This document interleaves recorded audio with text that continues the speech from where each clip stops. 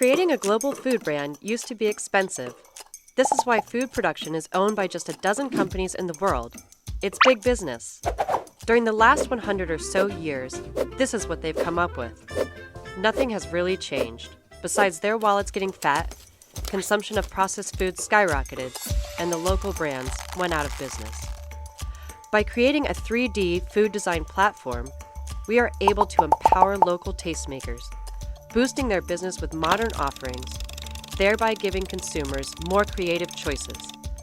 We decided to start with popsicles. In comparison to their 100-year-old innovation, this is what our growing community is creating in seconds and sharing their delicious 3D creations with others through social media. This is how our 3D Munchifier works. It connects to all hashtags and all images through open APIs. By doing so, we are essentially able to give the internet a new sense: taste. Just type what you're in the mood for into our 3D Munchifier. It will scour the internet for you. Pick your choice or upload your own.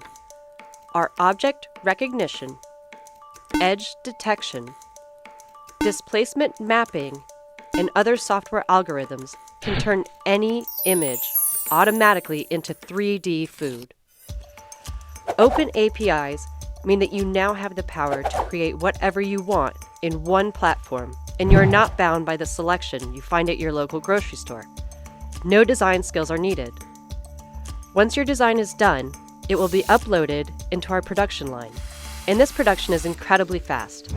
How fast? Try about 1.3 seconds a pop. After your design is stamped into the packaging, your chosen tastes are injected. The products are sealed and labeled and are ready to be shipped. All this technology will be right at your fingertips. Join us.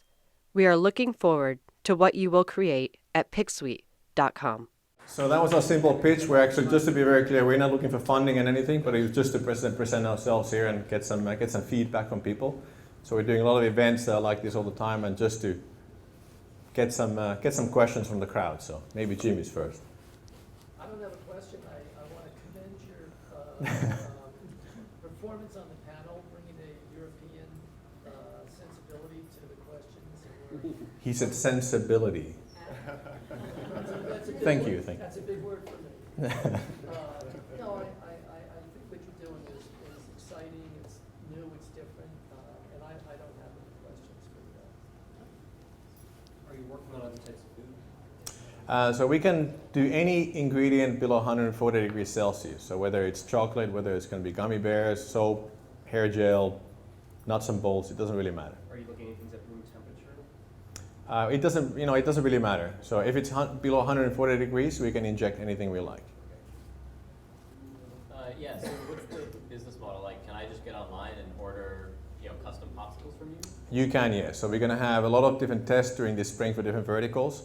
The consumers are not the target. We're more interested in B2B and people able to customize their own pops, but in the kind of a volumes of 100 to 1,000 and maybe even larger quantities. But yes, a consumer can also go on the website and they can make their own pop if they like. I can show you the app behind the screen there. So we've developed the entire search engine.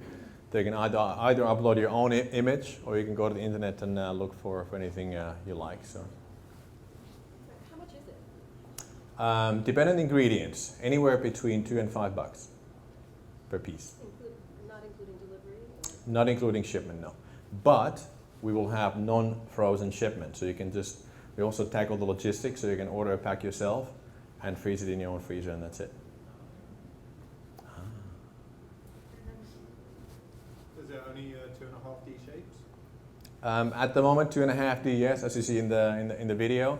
But we can also make 3D. But the point also is that what are you trying to sell here? So we're trying to sell, every time people take a photo of themselves, for me, I would say that it's 3D enough. I've had a long history in designing 3D printers for the last couple of decades, but if you're talking about 3D printed food per se, this is not 3D printed food, it's something different.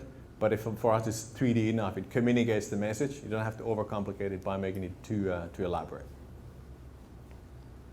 Anybody else? Cool. You had another question? Oh yeah, I was gonna ask, do you sell the machine?